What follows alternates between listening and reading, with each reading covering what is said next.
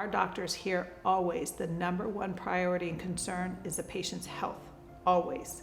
So they're looking at the 2D and 3D scans to, is anything sick, is anything unhealthy? They thoroughly go over these x-rays with the patients, not just coming in going, this is the treatment plan you need, but thoroughly evaluating from a health perspective, the mouth, the teeth, and then right after, what could we do to fix it?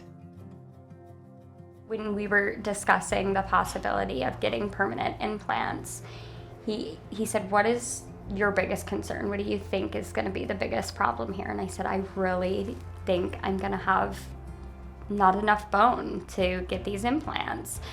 And he's like, no, that's what everybody says. He's like, I bet you there's more bone there than you think. We go over the CT scan and he was like, oh yeah, you're gonna be a complicated case. I immediately got worried. I was like, oh no. He's like, oh, don't worry about it. I've got this. Like, we can do this. Yes, you're a more complicating case, but it can definitely be done. What I tell patients who are told they're not a candidate is that up until now, we've successfully treated 100% of people.